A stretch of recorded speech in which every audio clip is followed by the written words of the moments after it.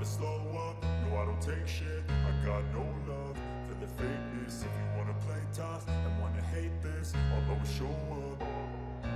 I don't ever slow up, no I don't take shit. I got no love for the fakeness. If you wanna play tough and wanna hate this, I'll always show up and make a statement. I don't ever slow up, no I don't take shit. I got no love for the fakeness. If you wanna play tough and wanna hate this, I'll always show up and make a statement. Everything.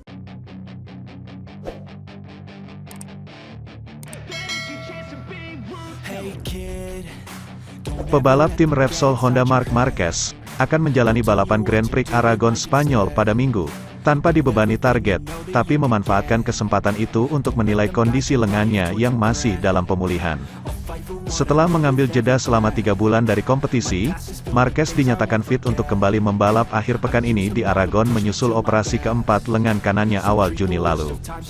Dalam sesi latihan ketiga, siku ajaib Marquez kembali melakukan penyelamatan gemilang ketika hampir terjatuh di tikungan terakhir Aragon. Namun, sang juara dunia 8 kali terjatuh untuk pertama kalinya sejak membalap lagi di tikungan 7 dan kehilangan peluang menembus 10 besar catatan waktu kombinasi sehingga terlempar ke Q1. Marquez mampu kembali melanjutkan sesi tanpa terdampak kecelakaan tersebut, turun di FP4 dan dikualifikasi. Saat memimpin catatan waktu, bendera kuning dikibarkan ketika Marquez menjalani upaya terakhirnya di Q1 sehingga gagal merebut tiket lolos ke Q2. FP3 sesi yang sedikit rumit dan kami mendapati crash pertama sejak kembali membalap, tapi masih ada hasil positif, kata Marquez yang bakal start dari P13, seperti dikutip laman resmi tim. Menyenangkan bisa membuat penyelamatan seperti itu lagi dan kemudian di siang hari saya merasa lebih baik setelah di pagi hari saya kesulitan menemukan ritme. Saya tidak memasang target untuk balapan ini, hanya untuk melihat apa yang bisa kami lakukan dan bagaimana tubuh ini bereaksi setelah 23 putaran. Saya menantikan itu, kata Marquez. Marquez yang menjadi pebalap tersukses di Aragon dengan mencatat 5 kemenangan kelas Premier di sana, terlibat pertarungan sengit dengan Bagnaia hingga lap terakhir di sirkuit Spanyol itu tahun lalu meski harus puas finish runner-up. Ketika ditanya peluangnya menantang podium di Aragon, Marquez menjawab, peluang saya 1%, sangat rendah. Pertama, adalah karena saya sangat jauh dari kondisi fisik terbaik saya. Tulangnya telah sembuh.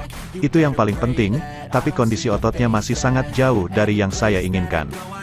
Sementara itu, Francesco Bagnaia merebut pole position MotoGP Aragon setelah menjadi pembalap tercepat di kualifikasi kedua, Q2, di sirkuit Motorland Aragon, Sabtu, tanggal 18 September tahun 2022.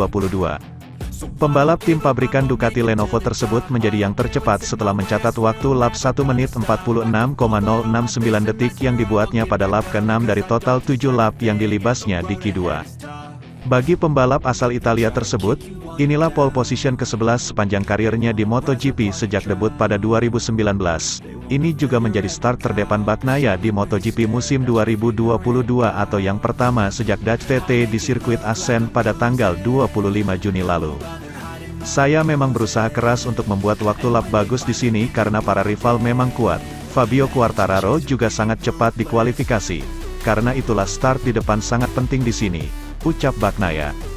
Para pembalap pemakai Ducati menguasai baris terdepan untuk start MotoGP Aragon, Minggu, tanggal 18 September tahun 2022, setelah rekan setim Bagnaia, Jack Miller, serta Enea Bastianini, Gresini Racing, masing-masing berada di posisi kedua dan ketiga pada Q2.